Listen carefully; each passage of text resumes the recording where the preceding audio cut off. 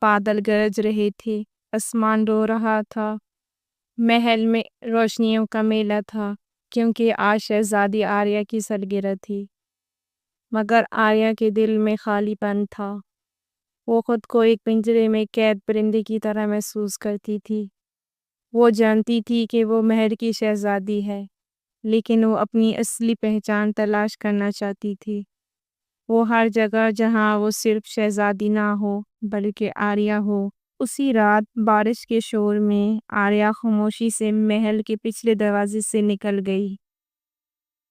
گھنٹوں پیدل چلنے کے بعد آریہ جنگل کے کنارے ایک پرانی جھونپڑی کے پاس رکی۔ اس نے دروازہ کھٹکھٹایا۔ ایک پراسرار آنکھوں والی عورت نے دروازہ کھولا۔ بارش میں بھیگ گئی ہو بیٹی، اندر آ جاؤ۔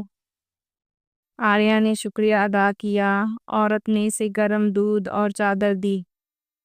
آریہ کو دیکھ کر بوڑھی عورت کو شک ہونے لگا اور وہ سوچنے لگی کہ یہ لڑکی کہتی ہے کہ وہ شہزادی ہے، مگر کیا وہ واقعی شہزادی ہے؟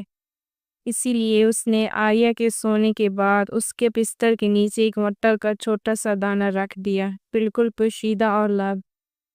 جب آریہ آنکھیں بند کر رہی تھی، ایک ننھا سا جانور، ایک جادوئی نیلا خرگوش جس کا نام موپو تھا، اس کے کمرے میں آ گیا۔ وہ عورت کا پالتو تھا، مگر وہ بول سکتا تھا۔ موپو، تم غمگین لگ رہی ہو، لیکن تم عام لڑکی نہیں لگتی۔ آریہ اس کی باتوں پر ہنس دی۔ برسوں بعد وہ کسی سے دل سے بات کر رہی تھی۔ موپو اس کے پاس لیٹ گیا اور دونوں رات بھر کہانیوں اور خوابوں میں باتیں کرتے رہے۔ صبح ہوئی تو عورت نے پوچھا، کیسی نیند آئی بیٹی؟ آریہ نے تھکی ہوئی آواز میں کہا، عجیب تھا، بستر نرم تھا، مگر مجھے نیند نہیں آئی۔ لگتا تھا جیسے کچھ چبھ رہا ہو، چھوٹا سا مگر بے چین کرنے والا۔ عورت نے خاموشی سے بستر کے نیچے سے مٹر کا دانہ نکالا اور آہستہ سے مسکرائی۔ تم تو واقعی شہزادی ہو۔ پھر اس نے سچ بتایا، میں نے تمہارا امتحان لیا، مگر تم نے ثابت کر دیا کہ تم دل کی نرم والی اور اصل شہزادی ہو۔ دوپہر میں جھونپڑی کے باہر شور سنائی دیا۔ محل کے سپاہی اور وزیر وہاں پہنچ گئے۔ ان کے ساتھ ایک شاندار لباس پہنے نوجوان شہزادہ اورنگ بھی تھا۔ سپاہی بولے، ملکہ عالیہ، ہم آپ کو ڈھونڈتے پھر رہے تھے۔ بارش میں دریا چڑھ گیا تھا، اسی لیے ہم وقت پر نہ پہنچ سکے۔ آریہ حیران رہ گئی، یہ عورت ملکہ ہے؟ شہزادہ آگے بڑھا اور کہا، ہاں، یہ میری ماں ہے۔ وہ اس وقت جنگل میں پھنس گئی اور ہم سب بے چین تھے، مگر انہوں نے ہمیں بتایا کہ یہاں ایک خاص لڑکی ہے۔ پھر وہ آریہ کے قریب آیا۔ ملکہ نے ہمیں بتایا کہ تم وہی لڑکی ہو جس نے دل سے اپنی عظمت ثابت کی۔ میں تم سے التجا کرتا ہوں، کیا تم میری ساتھی بنو؟ آریہ کا دل کانپ گیا اور ایک لمحے میں جیسے سب کچھ بدل گیا۔ وہ نہ صرف خود کو پہچان چکی تھی بلکہ تقدیر نے اسے محبت، عزت اور نیا رشتہ بھی دے دیا تھا۔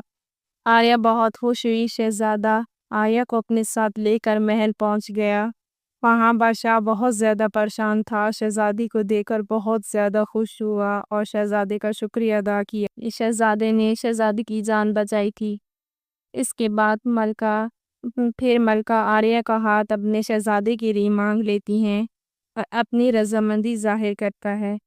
یہ سب سننے کے بعد شہزادی نے کہا، میری ایک شرط ہے، محل کو بدلنا چاہتی ہوں، تبھی میں ساتھی بنوں گی کسی شہزادے کی۔ ملکہ اور شہزادے نے فخر سے کہا، یہی اصل شہزادی کی پہچان ہے۔ حقیقی شہزادی وہ ہوتی ہے جو اپنی پہچان خود بناتی ہے۔ نرمی کمزوری نہیں، سب سے بڑی طاقت ہے، اور قسمت ہمیشہ انہیں چنتی ہے جو دل سے سچے ہوتے ہیں۔